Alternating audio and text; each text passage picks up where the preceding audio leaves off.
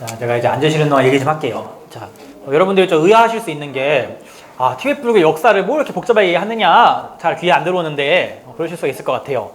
근데 이제 이 얘기를 제가 왜 했냐면은, 교재 내용 그냥 하면 되지. 근데 다들 이제 그 생각 하시잖아요. 티벳 불교가 불교냐, 라마교 아니냐, 한국엔 아직도 이런 얘기를 많이 합니다. 자, 일단 여러분이 아셔야 되는 게, 자, 세계로 나가면은, 세계에서 인정받는 불교 그러면은 세 가지가 있죠. 바로, 남방불교, 그 다음에 이제 젠 부디즘. 선불교보다는 젠이 유명하죠. 일본 불교가 유명하니까 젠 부디즘. 그 다음에가 티벳 불교입니다. 근데 이 세 개 중에서 가장 큰 규모가 어디냐? 티벳 불교예요. 네, 사실은. 그리고 전 세계에서 가장 유명한 스님이 누구죠? 사실은 달라이 라마 스님이죠. 예. 그러니까 외국에서는 뭐 티벳 불교 라마교 아닙니까? 이거는 너무 옛날에 하던 질문이에요. 거의 한 60년대, 한 50년대 하던 질문인 거예요. 그러니까 서양인들이 아예 불교를 모를 때 티벳을 가보니까 아니 뭐 라마라는 사람들이 있고 라마들이 엄청난 막 권력과 힘을 누리더라. 그러니까 티벳은 불교가 아니라 라마교인 것 같다. 이런 식으로 했다라는 거예요. 근데 막상 이제 내용을 들어가 보니까 전혀 그렇지가 않다라는 거죠. 엄연히 불교고 티벳 사람들은 오히려 자기들이야말로 인도 불교의 적정자다 얘기를 합니다. 적통자라고. 오히려 우리야말로 나란다의 법통을 다 이었다 생각을 합니다. 왜냐? 티벳에서 공부하는 어떤 우리 논서 책들을 보게 되면은 다 인도에서 논서를 공부를 하세요. 뭐 중론이라던가 뭐 입중론이라던가 그 다음에 뭐 각종 이제 뭐 우리 대승불교의 논서들을 공부를 합니다. 그래서 좀 정리 좀 할까요? 우리 이제 시간 됐는데. 예. 벌이 벌도 강의를 들으려고 제가 이렇게 인기가 많네요. 네, 이렇게 네, 근거 없는 자신감, 근자감이 이렇게 그죠 있죠. 맞습니다. 자신감 있어야 되니까. 자, 어쨌든 티벳에서 공부한 책들을 보게 되면은 티벳에서 항상 그러세요. 인도에 그게 근거가 있느냐 이걸 따지세요. 인도에 근거가 있느냐. 그래서 인도에 근거가 없다? 그러면은 불교가 아니야 생각을 하시는 거예요. 그런 게 있고. 그렇기 때문에 티벳 분들한테 그렇게 얘기하면 티벳 분들은 되게 화내실 거예요. 아직도 그런 얘기를 하느냐? 우리는 불교지 티벳 불교도 아니다. 그냥 불교다. 이렇게 얘기를 하세요. 자, 근데 이제 이거 있죠. 자, 밀교. 밀교는 뭡니까? 도대체 밀교. 아니 밀교는 뭐 현교는 뭡니까? 자, 밀교라는 것은 그것도 티벳에서 맞는 게 아니죠. 밀교가. 자, 밀교는 인도 불교의 역사에서 초기, 중기, 후기에 발전된 게 이제 밀교죠. 밀교 형태죠. 자, 근데 밀교가 원래 없었느냐? 아닙니다. 원래 이제 우리가 뭐 초기 경전이라고 하는 경전에도 보면은 우리가 어떤 주문을 외우거나 특정 구절을 외우거나 어떤 뭐 여러 가지 행법을 통해 가지고 수행하는 게 분명 나오죠. 등장을 하죠. 그렇죠? 등장을 하고 우리나라도 밀교가 없는 게 아니죠. 천수경 여러분 하시는 거 사실 때 다 밀교 얘기죠. 스님들이 사실 작법 하시잖아요. 그렇죠? 옴남 해가지고 정법계진을 하고 원래는 그게 입만 이렇게 하는 게 아니라 관을 하게 돼 있습니다. 관법을. 그러니까 여러분이 밀교 그럼 밀교 수행 막 신기하게 생각하시는데 사실 밀교 수행 대부분은 다 뭐로 되어 있냐면은 관상수행으로 되어 있어요. 관상수행. 예. 그러니까 밀교 수행의 특징은 이제 밀교가 아닌 현교에도 관법이 있죠. 예를 들어서 우리가 연부를 수행할 때 정토 관법이 있죠. 그래가지고 관무량수행 보게 되면은 서방 세계를 관을 하고 서방 세계의 모습을 막 상상을 하죠. 막 해가지고 내가 집중을 하죠. 그 모습에. 그걸 통해 가지고 내 업장이 소멸이 되고 내 번뇌가 정화가 되고 실제 관세 그 아미타 정도 갈 수 있는 업을 짓게 되는 거죠. 그리고 우리가 아주 유명한 관법이죠. 부처님의 상호를 관하는 거 이렇게 부처님 모습을 내가 다 전방에 관한 이거는 뭐 현교 밀교를 떠나서 원래 인도부터 많이 하던 관법입니다. 예. 근데 이제 우리는 워낙 이제 가나선 일변도 되다 보니 그런 건 없어졌는데 원래 연불 수행도 입으로만 하는 게 아니에요. 입으로 막 이렇게 하는 거 속연불이라 그러고 원래는 다 앞에 관하게 돼 있는 거예요. 이렇게요. 부처님 모습을. 예. 이거는 원래 천태를 나오는 겁니다. 여러분들 중국 불교에 다 있던 거예요. 원래 이거는요. 예. 근데 우리나라가 너무 가나선만 하다 보니까 이제 소실된 거지 원래 우리나라도 하던 겁니다. 심지어 다 내용들이 원래 이게 다. 예. 근데 이것이 엄청나게 발전이 된 게 밀교입니다. 이 형태가. 그래서 밀교에 보면 이제 무상 사부 요가라는 게 있는데 밀교도 4단계가 있어가지고 이제 소작 단트라, 행 단트라, 요가 단트라, 무상 요가 단트라 그러는데 이 4단계를 어떻게 설명하시냐면은 하위 단계에서는 부처님과 내가 대등한 관계가 아니에요. 내가 부처님을 모시는 관계인 겁니다. 그러다가 올라가면 이제 부처님과 내가 친구 관계가 됩니다. 친구 관계. 좀 더 나가 마지막에 최종적으로 어떻게 되냐? 내가 부처고 부처가 나 있는 관계가 되는 겁니다.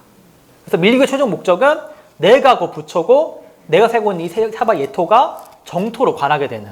그래서 본래 청정하다라는 거, 이 모든 것들이 본래 부처임을 깨닫는 것이 밀교의 최종 목적입니다. 예. 근데 이 얘기가 원래 불교 없는 얘기는 아니잖아요. 본래 청정하고 열애장이고 불성이다. 원래 대승불교 얘기잖아요. 예. 그러니까 밀교라는 것은 대승불교의 어떤 그 깨달음을 얻기 위한 하나의 방법론인 거예요. 항상 하신 얘기가 밀교의 어떤 다른 교리가 있는 게 아닙니다. 밀교는 방법론이에요. 수행 방법. 그래서 어떻게 하면 좀 더 빠르게 할 수 없을까? 어떻게 하면 좀 더 빠르게 삼매를 이루고 더 빠르게 공덕을 질 수 있는가? 이거를 연구하다 보니까 나온 게 밀교인 겁니다. 그래서 밀교를 비유할 때 비행기에 비유를 하고 현교는 버스에 비유를 해요. 버스 타고 가면은 비행기보다는 안전하죠. 물론 이제 안전하지 않지만 실제 확률적으로는. 그래서 그냥 일반적으로 봤을 때 비행기는 날아가니까 빠르잖아요. 근데 대신에 사고 나면 사망이죠, 그대로 그냥. 근데 버스는 안 죽을 수도 있고 뭐 사고 나도 뭐 대형사고 아니면은 괜찮잖아요. 그러니까 현교는 그렇다는 거예요. 현교는 안전하고 체계적이고 좀 이게 천천히 갈 수가 있다. 대신 느리다, 엄청나게. 예. 근데 밀교는 굉장히 빠르고 강력하지만 대신에 근기가 받쳐주지 않으면 굉장히 위험하다는 거예요. 예. 그래서 소위 좌도 밀교라는 건 뭐냐면은 밀교 수행을 제대로 안 하는 경우를 얘기하는 겁니다. 예. 현교도 안 돼 있고 밀교가 아직 들어갈 자기가 안 된 사람들이 밀교를 핑계를 대가지고 계율을 어기거나 하는 이런 거 하게 되면은 그거를 좌도 밀교다 얘기한 것이고, 그거는 티베트 역사에서도 엄청나게 경계하는 부분이에요. 티베트에서도 나중에 뒤에 나올 내용은 여러분이 약간 지금 스포를 하셨는데 뒤에 보면은 이게 막 문제가 됩니다. 티베트 내에서도. 그래서 밀교를 하는 어떤 사람들이 밀교의 말을 막 가지고 장난을 쳐가지고 막행막식을 하고 막 계율을 어기는 걸 밀교라 얘기를 하니까 인도에서 스님을 모셔와서 논파를 시켜요. 다 그거를. 그거는 제대로의 밀교가 아니다. 밀교는 현교의 바탕을 두고 철저 바탕을 두고 그 위에서 수행해야 된다. 굉장히 강조를 합니다. 근데 이건 현대에도 이런 분들이 있어요. 왜냐하면 밀교라는 게 좀 신기해 보이거든요. 아까 얘기한 것 중에 이제 뚠모 요가 막 얘기 나옵니다. 뚠모 요가. 뚠모라는 거는 티베트에 보면 이제 요가 수행법 중 하나인데 뚠모 자체에 뭐가 있는 게 아니에요. 뚠모는 어디까지나 두 가지가 있는데 첫 번째는 티베트이 엄청 춥잖아요. 티베트 스님들이 수행하는데 동굴에 수행하시는데 어마어마하게 춥고 건조하니까 얼어 죽게 생겼잖아요. 그러니까 단전의 열을 데펴가지고 이제 이 열을 데펴서 몸을 데운 거죠. 건강과 이제 열을 생존하기 위해서 이 요가 행법을 채용을 하신 거죠. 첫 번째고, 두 번째는 어떤 특수한 삼매에 들어가게 한 게 또 있어요. 그 뚠모를 통해 가지고. 그래서 뚠모를 통해서 이제 이 몸 안에 기맥을 조정을 해가지고, 그러니까 사람의 정신이란 거는 이 몸 안에 흐르는 이제 풍이라 그러는데 이 에너지와 아주 긴밀한 연관이 있다고 얘기를 하세요. 밀교에서는요. 이거는 우리는 사실 한의학하면 사실 익숙한 얘기죠. 사실 우리 얘기가 이걸요. 근데 이거를 현교에서 잘 얘기를 안 하셨는데 밀교에서는 이걸 연구를 한 거죠. 그래서 우리가 현교에서 얘기하는 어떤 선정과 삼매들을 좀 더 빠르게 들어갈 방법이 없을까? 그래서 이거를 연구해 보니까 몸 안에 어떤 이 에너지를 조정하면은 더 빠르게 할 수가 있구나. 그래서 이거를 하는 것 중에 하나가 뚠모인 겁니다. 근데 문제는 위험하다는 거예요. 엄청나게 이게. 예.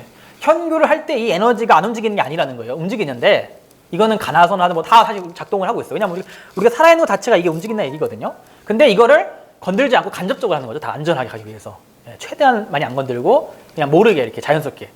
대신에 밀교는 이걸 직접 건드는 대신에 굉장히 위험하다는 거죠, 이게요. 잘못하면은, 그러니까 그래서 밀교를 할 때는 계율도 굉장히 중요하고 먹는 음식도 조정해야 되고 스승이 딱 항상 감독하게 있어야 돼요. 스승이 딱 관리 감독하셔가지고 조금만 실수 안 하게 해야 됩니다.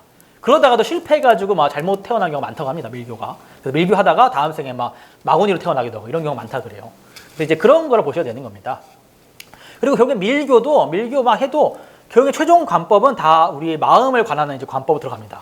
그래서 우리 선종과 똑같이 결국엔 이 마음의 본질을 깨닫는 걸로 들어가게 돼 있고 여기에 들어가기 위한 방편으로 있는 거예요. 이 밀교 관법들은. 예, 그래서 밀교가 아주 뛰어난 방편이지만 뭐 그렇다고 불교가 아닌 뭐 다른 거 전혀 아니다. 그냥 불교 하나의 방법론이다 이렇게 보셔야 되는 겁니다. 예.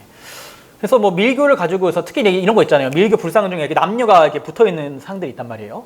그래서 이거 보고서 성적인 걸 막 숭상한다 그러는데, 자, 이거는 이제 말씀드리자면은 자, 무상요가 딴뜨라의 행법 중에 특수한 행법 중에 남녀의 성적 교합도 활용하는 방법이 있다고 합니다. 예, 이게 있긴 있어요. 불가능한 게 왜냐하면은 생명 에너지를 움직이는 하기 위해서 이 남녀가 교합을 할 때 엄청나게 생명 에너지가 활성화가 되면서 아주 미세한 의식이 활연이 되는데 그 미세한 의식을 가지고 이 공성을 관하기 위한 행법인 거예요. 근데 이거는 아무나 할 수 있는 게 절대 아닙니다. 예, 이거는 스승이 허락하에 아주 뛰어난 근기를 가진 사람을 하게 허락해 주는 거예요. 근데 티베트에서도 이거를 아무나 막 해가지고 굉장히 문제가 됐습니다. 그래서 막 스님들이 뭐라 하셨어요, 이거를요. 이거는 그렇게 하다가 지옥에 떨어진다, 너희들은.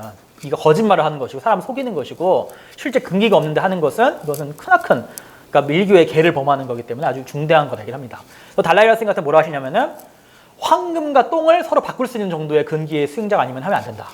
이렇게 얘기를 하세요. 그래서 황금과 똥이 둘이 아닌 정도의 공성을 깨달은 그 정도의 대법사가 아니면은 하지 마라. 너무나 패단이 크기 때문에 아예 하지 마라 그냥 얘기를 하신 거예요. 그리고 실제로 할 때도 그러니까 그 불상을 관할 때도 그것도 이제 그냥 그게 아니라 어떤 상징이거든요. 지혜와 방편을 합이라는 어떤 모습을 얘기하는 거예요. 그래서 그게 남녀의 어떤 성적인 걸 얘기하는 게 아니고 이제 지혜와 방편을 합일시킨 모습을 의미를 하고 여러 가지 비유적 상징이 있는 건데 실제 TV에서도 실제 남녀 교합을 하는 게 아니고 상상을 하는 거다. 상상으로. 그래가지고 그 상이 그렇게 돼 있어도 실제 남녀가 붙어서 이렇게 하고 있는 게 아니고 다 상상으로 하고 뭐 이게 보면 막 고기를 뭐 먹고 좀 나와요. 경전 보면은 막 피를 뭐 뿌리고 나오는데 그 실제 피를 하는 게 아니고 다 빨간 그냥 액체예요. 피로 관하는 거예요. 그걸 다 그냥. 예, 그래서 특히 밀교에 보면은 뭐 사람의 고기, 모의 고기 막 이런 게 나오거든요. 그럼 보면은 막 와 어떻게 이런 끔찍한 막 월경혈 이런 걸 막 사용한단 말이에요. 의뢰에. 와 이거 뭐 이상한 좌도 아니냐. 근데 거기엔 다 이유가 있습니다. 그것은 어디까지나 이 아주 더러운 이 염호된 사물을 청정하게 관할 수 있는 힘을 기르기 위해서 그런 거예요. 궁극적으로는 이 범부 중생이 부처님을 깨달아야 되는데 이 염호는 번뇌보다 더럽겠습니까? 이 피가 아무리 더러워봤자.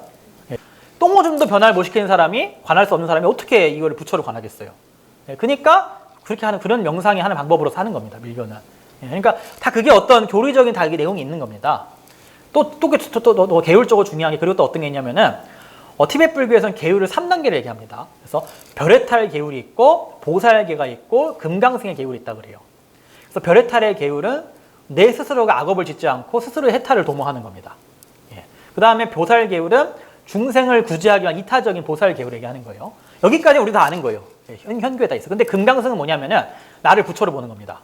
그리고 일체 세상을 다 정토로 관하는 거예요. 그래가지고 별해탈 계율은 실제 계를 범하면은 범계예요. 뭐 살생을 하거나, 그죠? 음행을 하거나 범계잖아요. 보살계는 어떻게 범하느냐? 이타심을 버리면 보살계 범한 거거든요. 우리가 뭐 십중대계 뭐 이렇게 48경국이 하는데 그거는 이제 소속에 나눠 놓으신 거고 진짜 보살계 핵심은 이제 보살심에 있는 거거든요. 그럼 내가 보리심이 남아있고 이타심이 남아있으면은 계를 범한 게 아니게 되는 건데, 그쵸? 예를 들어서 우리가 거짓말을 하면 계를 범한 거잖아요. 소승계에서는, 그죠? 근데 대승에서 범하지 않은 걸 수 있어요. 왜냐? 예를 들어서 사냥꾼이 사슴을 쫓아갈 때 사슴이 어디로 갔느냐? 거짓말 하잖아요. 그죠? 그때 계를 범한 것이냐? 아니라는 거예요. 보살계는 지킨 거죠, 우리 이거는. 그쵸? 보살계가 더 상위의 계니까. 근데 밀교 금강승 계에서 뭐냐? 한시라도 나 자신을 부처로 보지 않고 스승을 부처로 보지 않고 일체 중생들을 다 부처로 보지 못하면은 계를 범한 거예요. 그래서 뭐라 하냐 티베트에서는 나는 스님들이 이런 분들이 그러니까 훌륭한 스님들이 그러세요. 나는 일평생 이 별해탈계, 비구계, 오계는 범한 적이 없다. 보살계는 한 번씩 범한다. 금강승계는 계속 범한다. 이렇게 얘기를 하신다는 거예요. 그리고 티베트 불교에서 기본적으로 이 삼승의 계를 그러니까 우리 소승과 대승과 금강승계를 다 가져야 됩니다. 그러니까 금강승만 갖고 소승, 대승 안 갖고 이거 안 돼요. 그러니까 이 세 개의 삼종 유리라고 하는데 이 삼유리를 다 일신에 체득을 하고 있어야지만이 진정한 밀교 행자라고 합니다. 그래서 이 세 가지를 다 수행해야 되니까 오히려 더 힘들면 힘들었지 쉬운 게 절대 아니라는 거예요. 그러니까 밀교 수행한다고 막행막식한다? 그건 다 거짓말이고 밀교가 아니거든요. 다 밀교를 가지고 핑계를 대는 거죠. 그러니까 이거는 우리로 치면은 옛날에 화두선 하는 분들이 핑계 대고 막 거짓말하는 분 있었잖아요. 본래 부처니까 막행막식 하겠다 이런 분도 있었단 말이에요, 옛날에. 그죠? 그래가지고 뭐 막 자기가 온갖 악행을 막 계를 범하면서 이게 무슨 뭐 선지식의 교황인 것처럼 포장을 했는데 다 비판하셨죠. 이거는 올바른 행위 아니다. 아니 그럼 부처님은 왜 계를 지키셨냔 말이야. 그죠? 말이 안 되잖아요. 그러니까 특수한 어떤 경우를 제외하고는 해서는 안 되는 행위인 것이고, 그러니까 티베트 불교 사를 보면 그게 계속 나옵니다. 그 얘기가. 그래서 여러분들이 티베트 밀교에 대한 대부분의 것들은 다 약간 과장된 것이고 잘못된 행동하는 거를 갖다 얘기하는 거죠. 마치 우리가 한국 불교에 잘못된 부분도 많이 있잖아요. 뭐 스님들이 뭐 뉴스에 보면 맨날 나쁜 짓 하잖아요. 그걸 가지고 이제 한국 불교 저렇다 하는 거 똑같다라는 거예요. 그것도 물론 뭐 틀린 얘기는 아니지만 그게 전부가 아니잖아요. 그거는 한국 불교의 잘못된 모습이에요. 그게 한국 불교는 아니잖아요. 그러니까 티베트 불교도 마찬가지라는 겁니다.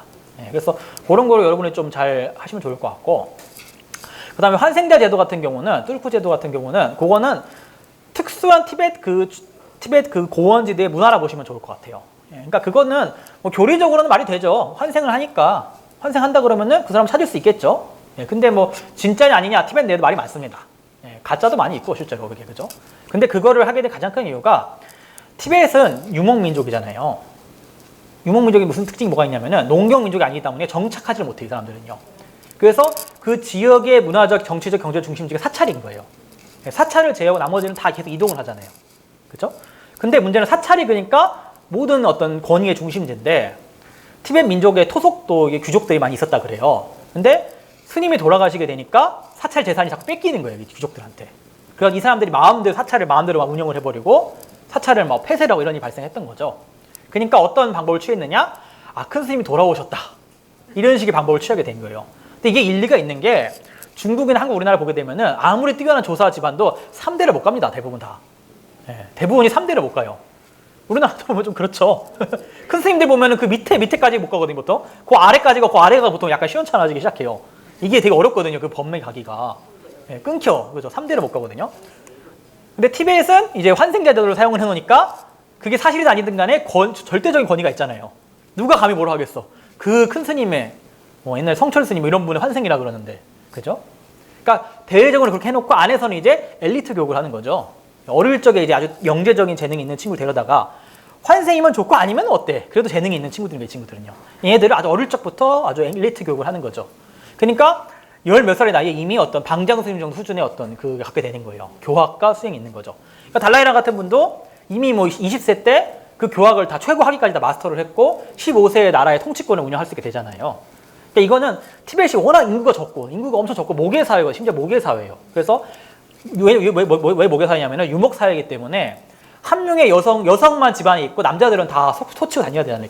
야크를 끌고 다녀야 되니까 남자가 집에 없게 되잖아요. 그러니까 형제들이 여자 하나를 공유를 하는 거예요.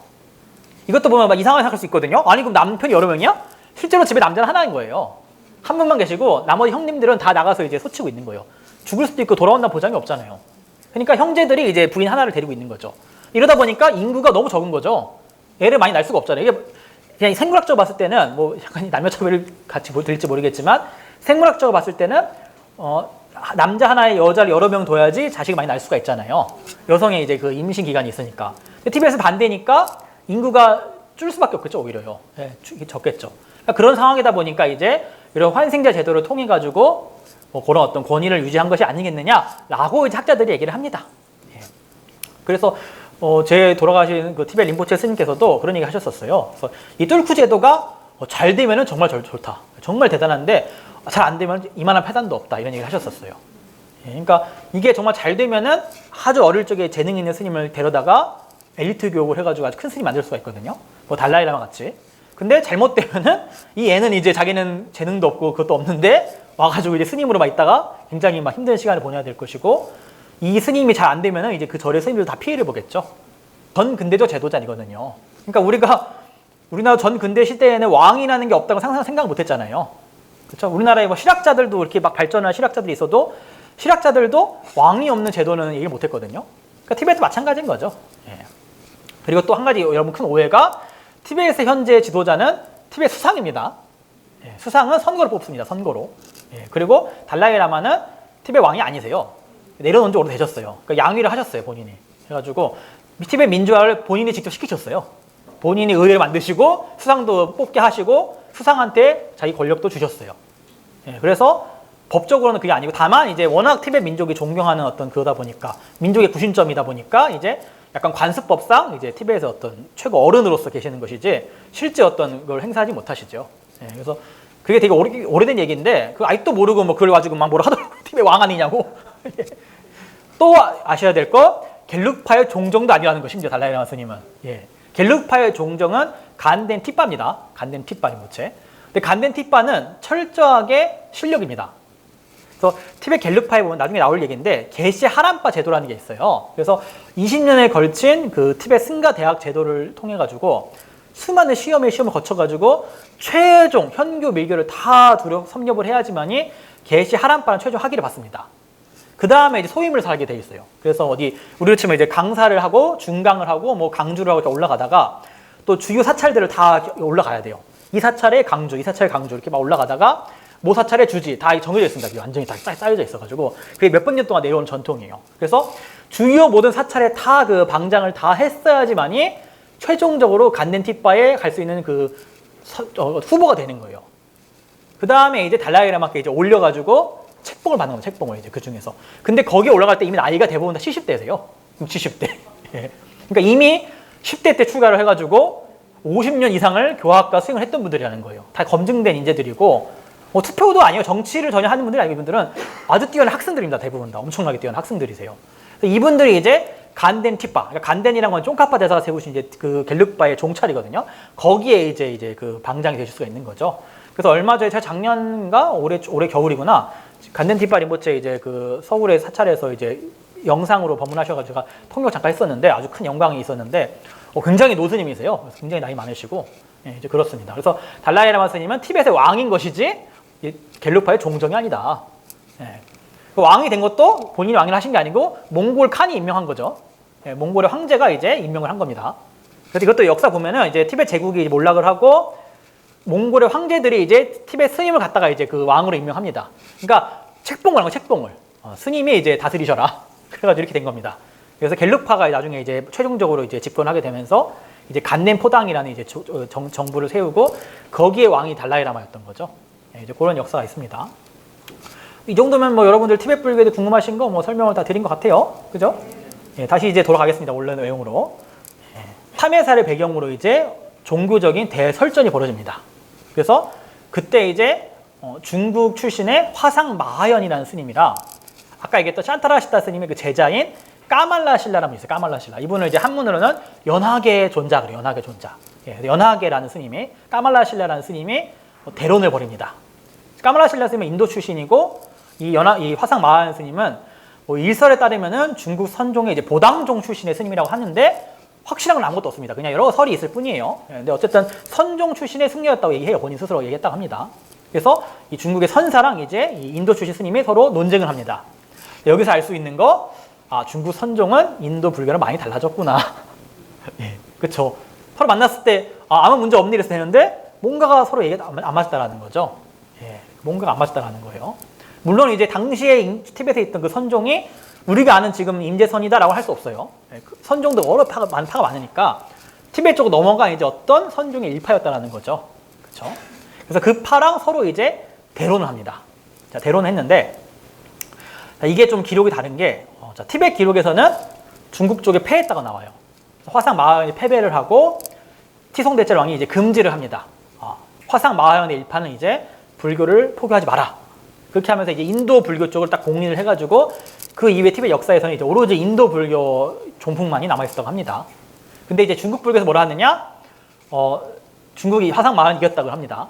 이겼는데 이겼음에도 불구하고 이미 대세가 넘어갔기 때문에 화상 마하연께서 이제 결국에 너무 서러워서 이렇게 자살하셨다 이렇게 나옵니다. 티벳 쪽 기록에는 이제 논쟁에 져서 이제 분해서 자살했다 그러고 이제 그 중국 쪽 기록에서는 약간 이제 어떤 서러움에 자살하셨다 이렇게 나온다고 합니다. 어쨌든 결론은 이제 어쨌든 중국 선종이 이제 좀 물러가게 되고 이제 인도 종풍이 이제 티벳에서 이제 점유를 갖게 되죠. 그 얘기인데, 자, 이 싸메 논쟁 얘기가 굉장히 재밌습니다. 싸메 대론이. 자, 이 싸메 대론의 얘기가 여러 가지가 나오는데, 요거 한번 여러분들 제가 이제 이거는 이제 남은 시간 동안 요거 하고 이제 끝내면 될 것 같네요. 그죠? 30분 남았으니까. 자, 요거는 이제 우리 한국에 이제 오기열 선생님이시라고 저기 티벳 경전을 많이 번역하신 선생님 계신데 이분이 이제 그 까말라시라 스님의 이제 수행의 단계, 그러니까 원래는 수습 차제라 그러는데, 그러니까 수습 그러면 이제 우리가 원래 수행 그러잖아요. 근데 원래 수행이란 말이 이제 원래 말은 수습입니다. 수습. 그래서 닦을 수에 익힐 습자죠. 그래서 수습한다. 그래서 수습 차제는 이제 순서죠. 그래서 수습 차제 그러면은 수행의 단계라는 뜻입니다. 그래서 이 까말라실라 스님이 이제 그 스승님의 명을 받아가지고 이제 티벳에 오셔가지고 당시의 왕인 티손대체 왕의 이제 부탁을 받아가지고 수행의 단계에 대해서 책을 쓰셨는데 그게 총 3개로 되어 있습니다. 그래서 초편, 중편, 하편으로 되어 있어요.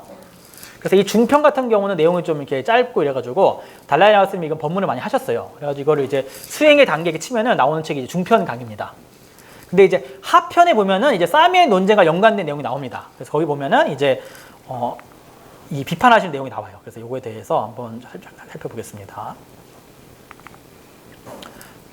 그래서 한번 보면은 여기에 보면 이제 잘못된 견해에 대한 논파 이렇게 해놓으셔가지고 이제 이 오기열 선생님 책에는 210페이지인데 원래는 책을 보여드리려고 그랬는데 자 여기서 이제 화상 마하연의 주장에 대해 얘기를 하고 이제 거기에다 비판을 합니다. 자 여기서 얘기 나와요. 자 화상 마하연의 주장, 자 무념이죠. 무념. 자 근데 화상 마하연은 무념을 뭐라 얘기했느냐? 아무것도 생각하지 말라라고 해석을 했다 그래요. 여기서 유의할 게 여러분, 선종의 무념이라는 것은 원래 우리 육조선의 무념은 생각하지 말라 얘기가 아닙니다.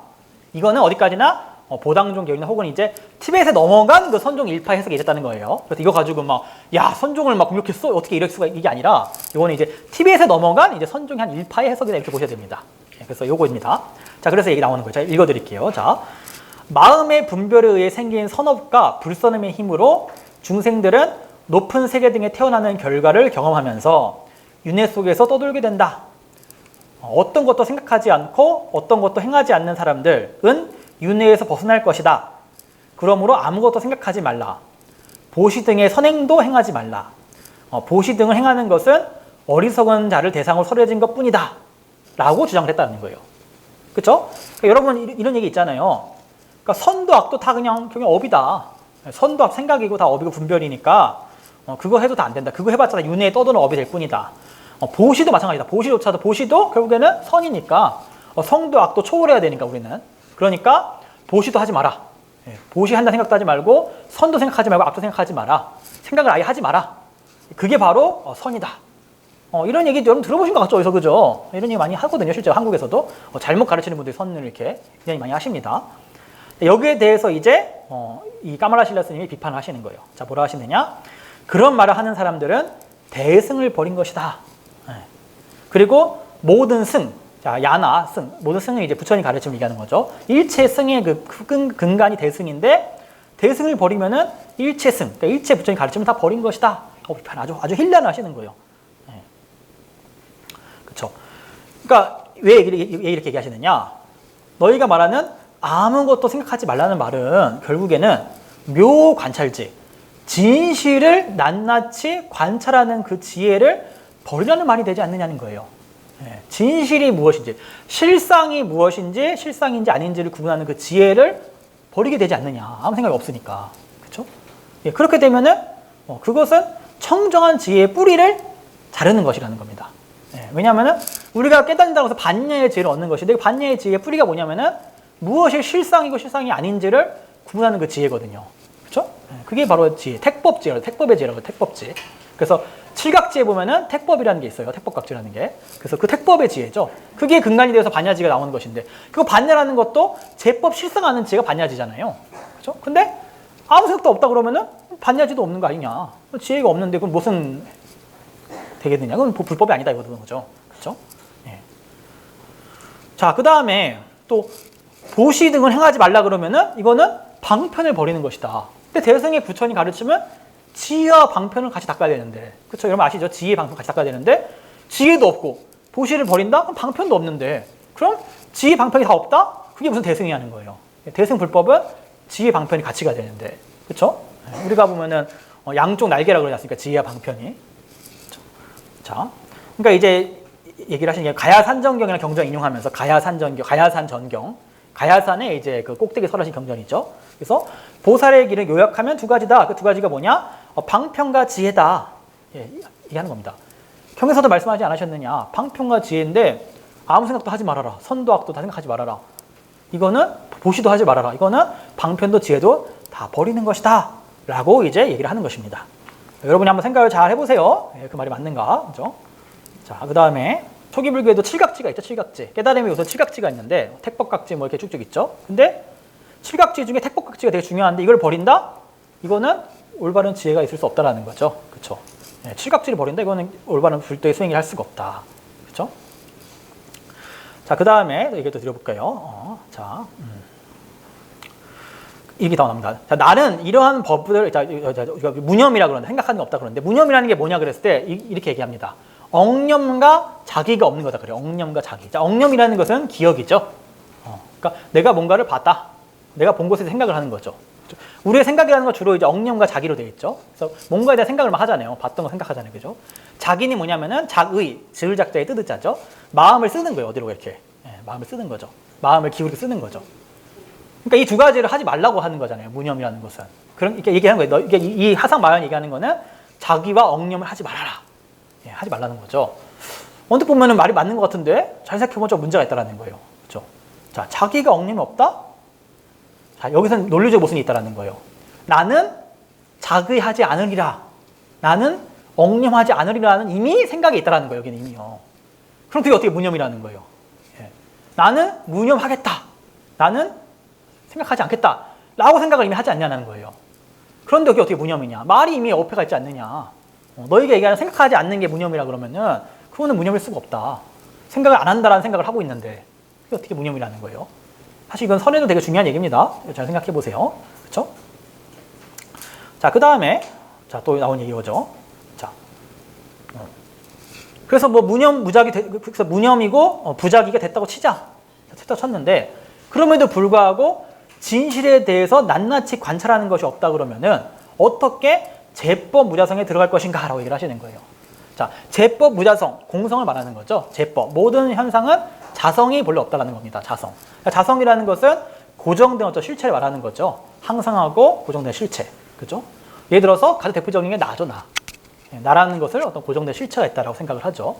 자, 이것이 없다라는 것을 아는 것을 이제 무자성을 안다 그러고 그것이 없다라는 것을 공하다 얘기하는 거죠, 우리가요. 공하다라는 것은 없다라는 게 아니라 그 자성이 없다라는 걸 얘기하는 거죠. 그렇죠? 자, 근데 이 공성을 깨달으려고 그러면은 지혜가 있어야 되잖아요. 지혜가 있어야 되는데 공성을 깨닫지 않는다 그러면은 너희들이 그 지혜를 다 버려야 한다 그러는데 어떻게 공성을 깨달을 수 있냐는 거예요. 알매 작용이 아예 없는데 그러면은 아무것도 모르는 텐데 공성 어떻게 알 수 있겠냐 이 얘기를 하는 거죠. 그렇죠? 만약에 그러면은 또 어떤 사람이 공성 깨달을 필요 없이 그냥 무념이고 부작위, 마음을 일으키지 않으면은 제법 무자성에 들어간다 얘기를 한다 그러면은 아무 때나 누구나 들어갈 수 있어야 되는 게 아니겠느냐. 생각만 없으면 들어갈 수 있어야 되는데. 그럼 뭐 아무나 생각 없을 때 기절하면 깨닫겠네 바로. 그렇죠? 그 얘기를 하는 거죠. 생각이 없는 상태, 기절하면 생각 없잖아요. 그러면은 그때 공성을 깨닫느냐는 거예요. 아니죠. 공성을 깨닫는 뭔가 지혜가 있어야 되잖아요, 분명히요. 그러니까 생각이 없는 것이 절대로 지혜일 수가 없다는 거죠. 그렇죠? 굉장히 이거 좀 중요한 얘기죠, 굉장히요. 자, 그 다음에 자, 요가 행자가 우리 수행자죠, 요가 행자가 만일 모든 법에 대한 기억이 쇠퇴하거나 어리석어서 억념과 자기를 행하지 못한다면은 그때는 지극히 어리석은 것이므로 그가 어떻게 요가 행자가 되겠는가? 그렇죠?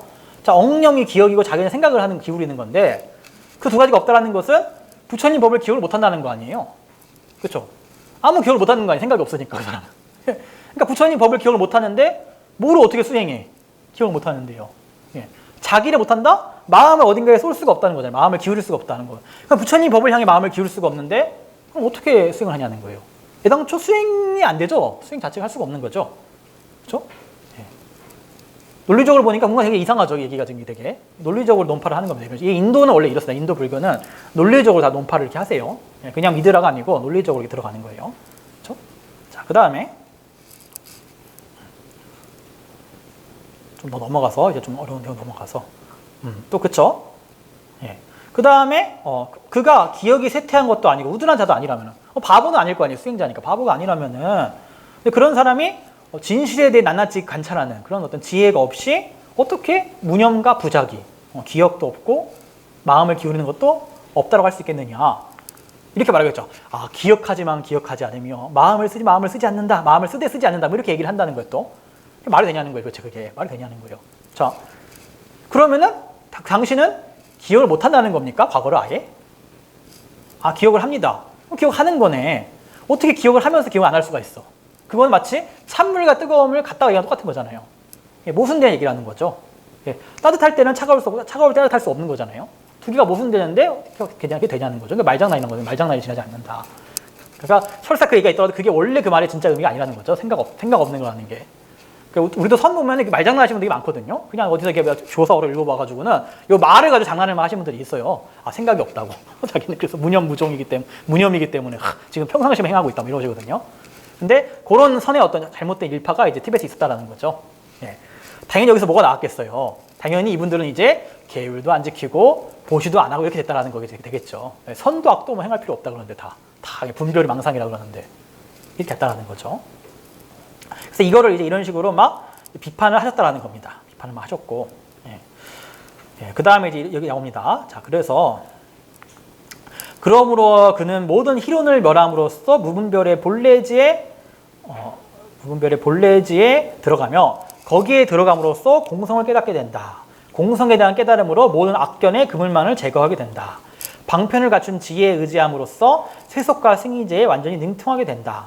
따라서 장애가 없는 본래지를 성취하기 때문에 붓다의 모든 속성을 얻게 된다. 그렇기 때문에 진실에 대해 낱낱이 관찰함이 없다면 청정한 본래지도 생겨나지 않을 것이며 번뇌 장애도 제거하지 못할 것이다 라고 말하는 거죠. 자, 이게 뭐냐면은 결국에는 사물의 실상을 깨닫는 그 지혜가 있고 공성을 깨닫는 지혜가 있잖아요. 그 지혜를 통해서 희론을 정멸한다는 거예요. 희론. 희론이 뭐냐면 뭐 상견과 단견, 유와 무, 뭐 간다, 온다. 이 모든 어떤 극단적 견해들을 얘기하는 거죠. 이러한 모든 희론이 정멸한 곳에서 자연히 실상이 드러나는 거죠. 공성이 드러나게 되죠. 그 공성을 깨달게 됨으로써 잘못된 견해를 다 제거하게 되고, 그렇죠? 그러한 지혜에다가 방편이 또 갖춰지는 거죠. 보시와 인욕지계의 방편이 갖춰지게 되면서 그렇게 됨으로써 세속과 승의제, 우리 이제 이제가 있죠. 예, 세속제와 승의제가 있는데 그 두 개의 진리에다 능통하게 되고 그럼으로써 진정한 부처님의 지혜를 얻게 되고 그 다음에 부처님의 모든 덕도 다 갖추게 된다는 거예요. 예. 그러니까 즉 결국에는 아무 생각이 없는 것이 아니라 지혜에 의해서 지혜에 의해 가지고 이 모든 일이 이루어진다는 겁니다. 예. 그래서 지혜를 버리고 뭐 아무 생각 없이 뭐 무념한다? 이거는 올바른 반야지를 얻는 방법이 아니다. 라고 얘기를 이렇게 하시는 거죠. 예, 그래서 이게 쌈의 논쟁에서 이런 식으로 이제 반박을 하는데 이게 요게 논서에 나옵니다. 이 내용들이 이렇게 반박을 쭉 하고 있고요. 그 다음에 또 이런 얘기. 자, 또 이런 주장을 했대요. 이제 화상 마하연 쪽에서. 자, 업이 소진하면 해탈한다. 이런 주장을 했다고 합니다. 업이 소진하면 해탈한다. 예. 그러니까 읽어보면은 또한 선행든 어떤 행인도 하지 말라라고 말하는 것은 결국에는 선행도 악행도 하지 마라. 아, 그러면 업이 다 없어질 거 아니냐, 말이 뭐가 다르냐, 이렇게 비판하세요, 이분은요. 자연이 다 업이 다 해가지고, 우리 이런 말 많이 하잖아요. 자연이 업이 소멸하여 해탈할 것이다. 이런 말 많이 나오거든요. 요거를 근데 이런 식으로 왜곡을 한 거예요. 아, 자연이 업이 없어진다, 다. 선도 악도 행하지 않고 있으면은. 다 무념이 딱 들어가면은 업을 이제 안 짓고, 업도 다 없어져서 자연이 해탈한다.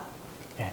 자연이 해탈한다고, 자연이 해탈한다. 그죠? 노력이 없이. 이렇게 얘기하니까, 이 노력이 없다라는 거를 이제 본래 어떤 의미가 아니라 완전 왜곡해가지고, 진짜 노력이 없이 해탈하는 것처럼. 그냥 아무 생각 없이 앉아있으면 이렇게 얘기를 하는 거죠. 그러니까 이거를 이제 비판하시는 거예요. 이거는 바로 외도의 사명파의 주장이다라고 비판합니다. 사명외도. 자, 사명외도는 이제 막갈라, 고살라의 이제 주장인데 이분 같은 경우는 오로지 숙명론이죠. 세계의 원인이나 근거뿐만 아니라 인간의 의지적 노력이나 행위, 그 결과를 다 부정한 분이죠. 인과를 부정하고 그냥 운명에 순응하다 보면은 지복에 이르게 된다라는 게 사명외도의 주장입니다. 이거랑 뭐가 다르냐는 거예요. 아무 노력도 없이 그냥 해탈한다는 것은. 그거는 부처님 가르침이 아니라는 거죠. 노력 없이 해탈한다 말이 안 된다. 그리고 논리적으로 봤을 때도 부처님 가르침에서는 번뇌가 다해서 해탈하는 것이 업이 다해서 해탈하는 게 아니라는 겁니다. 업을 소진시키는 것은 불가능하죠. 불교에서는. 업이라는 것은 무시제로 쌓은 거라서 무한하잖아요. 근데 어떻게 소진하겠어요, 그걸요? 그렇죠?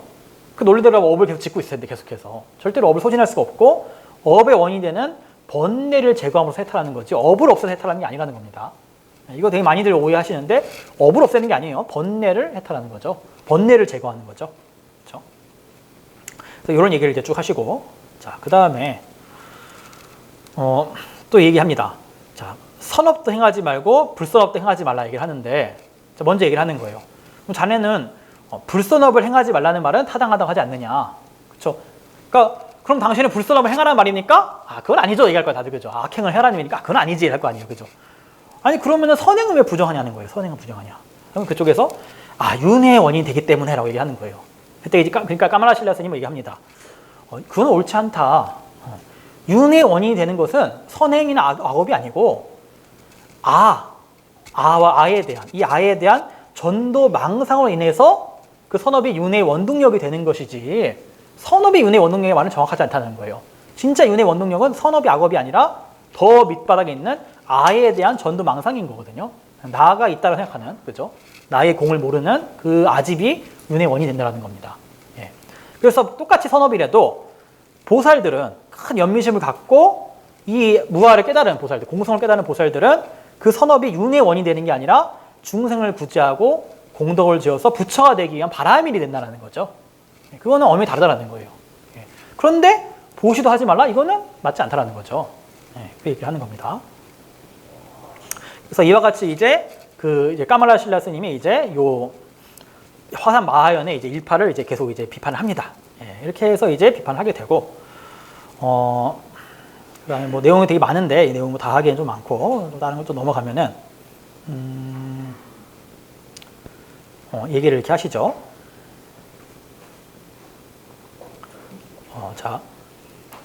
자, 이런 얘기 나와요. 경에 이런 말이 나온다는 거예요. 경에 보면은 보시의 마음에 집착하는 것은 마라의 행위다. 마찬가지로 지계의 인욕, 정진, 선정, 지혜에 집착하면은 마라의 행위다. 이런 말은 경제를 나옵니다. 실제로 나온다는 거예요. 인도에서도 인정한다 이 얘기는. 근데 이 말은 보시바라밀, 인욕바라밀, 지게바라밀 등을 하지 말라는 얘기가 아니라는 거랍니다. 이것이 뭐 하근기의 승이라는 얘기도 아니고 그런 얘기가 아니라 보시바라밀을 행하되 이때 아와 아소, 나에 대한 집착과 나에 대해서 나의 것에 대한 집착을 갖고서 염호된 마음으로 하게 되면은 그것이 문제라는 얘기를 한다는 거죠. 그래서 그 마음을 버리고 보시지게 인욕을 행하라 라는 이 맥락이라는 겁니다. 이 맥락은 보시지게 인욕을 하지 말라. 그것이 뭐 하근기의 수행이다라는 게 절대 아니라는 겁니다. 특히 이런 얘기 많이 하세요. 만약에 보시지게 인욕 같은 것들은 하근기 수행이고 바로 뭐 이렇게 마음을 관하고 이 무념 들어가는 게 최상근기라 그러면은 그러면 관세음보살, 문수보살은 왜 십지보살인가? 십지대보살들도 지금도 끝없이 중생들을 구제하고 중생들을 위해서 계속 바라밀 행을 닦고 있는데, 그렇죠? 부처님은 바보로 해서 사바선직업 동안 바라밀을 닦았는가? 아니잖아요, 그죠? 그거는 뭔가 잘못된 얘기가 되는 거죠. 그러니까 바라밀 행은 하근기든 중근기든 상근기든 선불하기 직전까지도 계속 해야 한다는 겁니다. 이 바라밀 행들은. 그래서 이제 그 얘기를 이제 하시면서 이게 이제 티베트 불교에는 가장 기본적인 전제입니다. 이 얘기가. 전제가 돼가지고 이 맥락은 뭐 밀교든 어느 거든 계속 이어집니다. 이 맥락이. 그리고 티베트에서는 이제 뭐 화상 마하연이라 그러면은 굉장히 좀 이렇게 잘못된 견해의 대명사예요. 그래가지고 이게 티베트 불교 스님들끼리 서로 논쟁 막 벌일 때 막 싸움 나거든요. 막 되게 막 논쟁을 할 때 약간 욕할 때 어떻게 하느냐? 저런 화상 마하연 같은 놈을 욕해요. 이렇게 이 마하연 같은 놈. 이쪽에서 어디서 어떻게 그런 말을 막 이렇게 하시거든요. 완전 화상 마하연 아니냐? 그러니까 뭐냐? 선악도 부정한 인가도 없다는 놈 아니냐? 이런 얘기인 거예요. 이런 얘기를 합니다. 그래서 이제 여기까지 쌈의 논쟁 얘기를 좀 했고, 근데 여기에 대해서 말이 많습니다. 뭐 학자분들은 이거는 이제 너무 선종에 대해서 잘 몰라서 선종도 이런 얘기 하는 게 아니다 얘기를 하십니다. 뭐 저도 그렇게 생각합니다. 저도 선악과에서 공부했지만 뭐 선종 얘기가 이런 얘기가 원래 아니죠. 이건 오히려 선에서도 되게 많이 경계하신 내용이에요. 막행막싱을 하고 문현이라는 거를 생각이 없는 걸 생각하는 거를 단경에도 얘기하고 많이 비판하셨고, 특히 보당종 같은 경우도 많이 비판받았죠. 이런 것 때문에 잘못되게 선을 가르친다.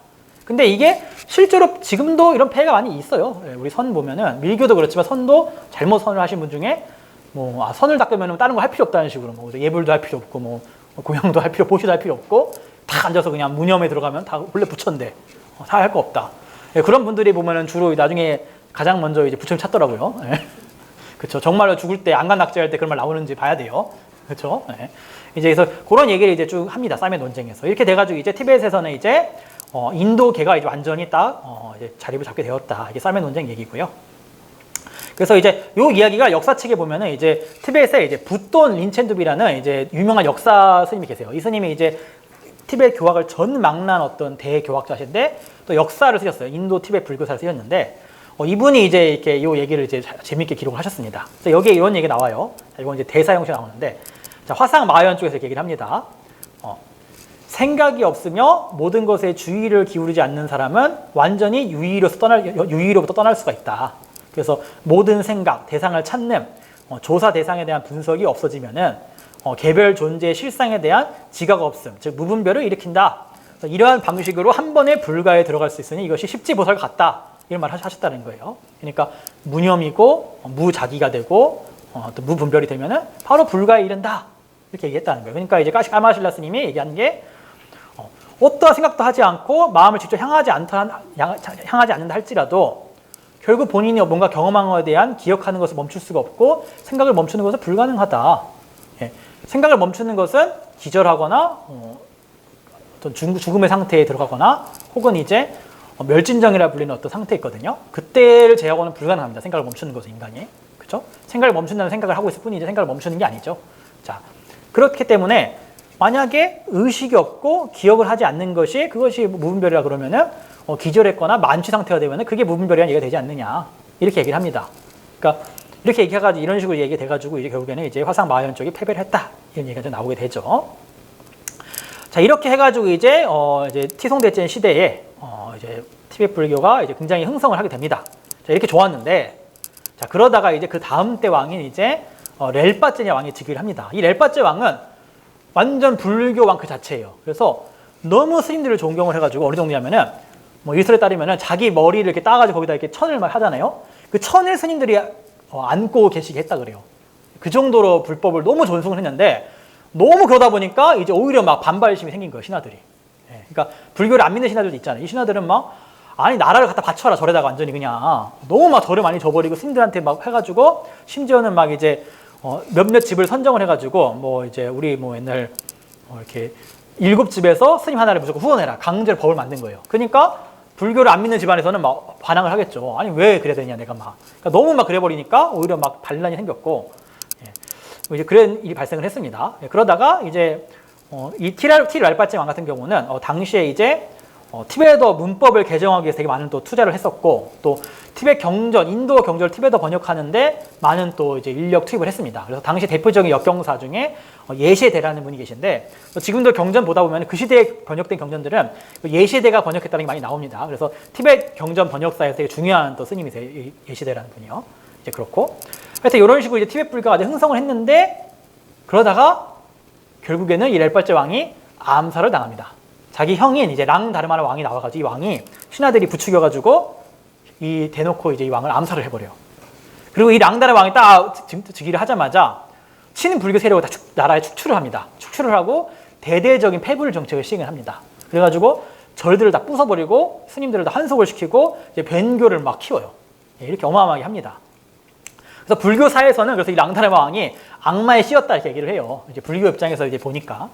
근데 뭐 사실 우리 중국 역사에서는 뭐 하도 많았어가지고 이런 경우가 뭐 사실 우리는 약간 흔하죠. 우리 조선시대는 뭐 다 이런 식이니까 우리는 좀 익숙한데 티베트 불교상에서는 이제 전무후무한 이제 폐불군주입니다. 그래서 어마어마하게 막 폐불을 해버렸는데 그러다가 결국에 너무 이게 심해지니까 842년에 뺄기 도제는 어떤 스님이 계셨는데 이 스님이 이 랑다르마 왕을 암살을 합니다.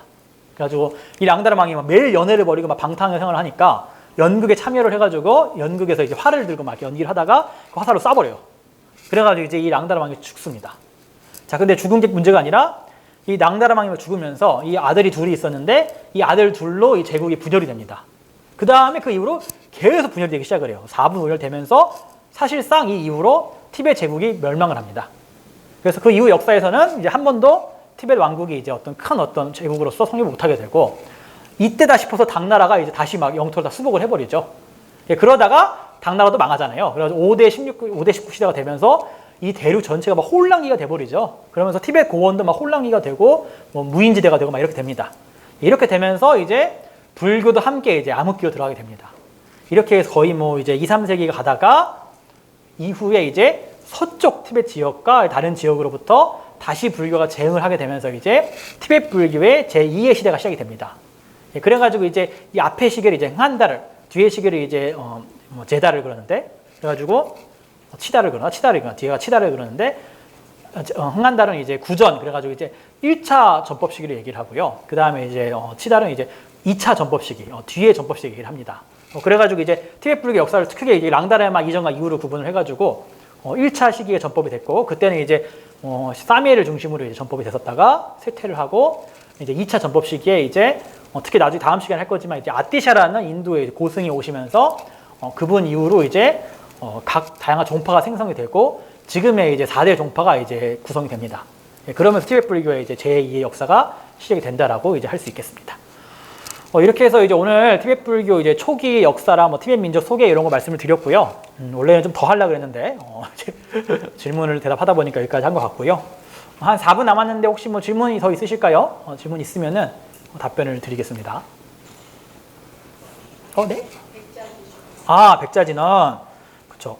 그 백자진언에 대해서 물어보셨는데, 백자진언이 뭐냐면은, 티베트에 이제 여러 진언, 이제 밀교의 본존이 계시죠. 그러니까 각 밀교 수행을 보면은 그 수행의 어떤 중이 되시는 부처님이 계세요.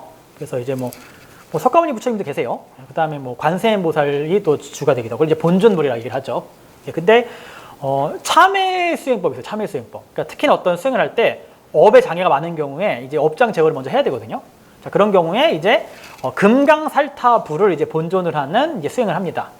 근데 이거는 이제 꼭 업장이 많지 않더라도 밀교 수행을 들어가기 전에 이제 예비 수행이 있는데 그 예비 수행 중에 하나에 포함이 되어 있어요. 그래서 이제 예비 수행 보면 이제 뭐 공가행, 불공가행 그래가지고 뭐 현교와 공통되는 수행법 4가지가 있고, 그 다음에 이제 현교와 공통되지 않는 4가지 수행법이 있는데, 그 현교와 공통되지 않는 이제 불공가행 4가지 중에 하나가 이 금강살타 수행법입니다. 근데 이 수행법을 할 때 금강살타 백자진언을 이제 10만 번을 염송을 하시죠.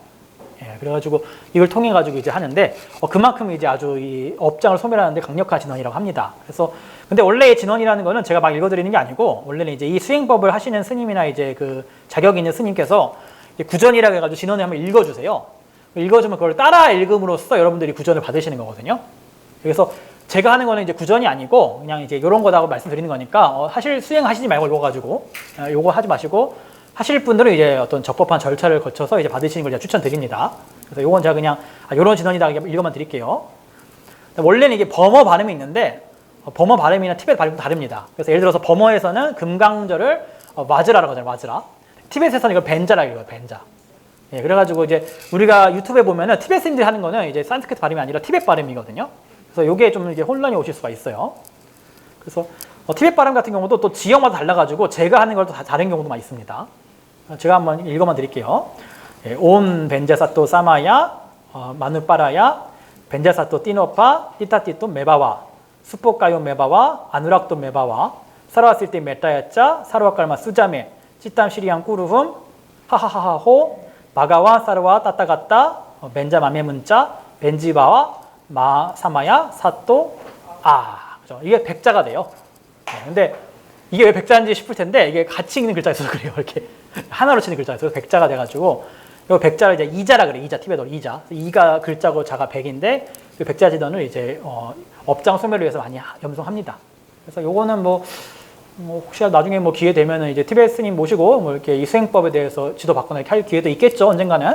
예. 그래서 그렇고요. 하여튼 뭐 질문 감사드립니다. 예. 시간이 돼가지고 오늘 이 정도로 마무리하고요. 다음 주 또 같은 시간에 뵙도록 하겠습니다. 예, 들어주셔서 감사합니다. 성불하십시오.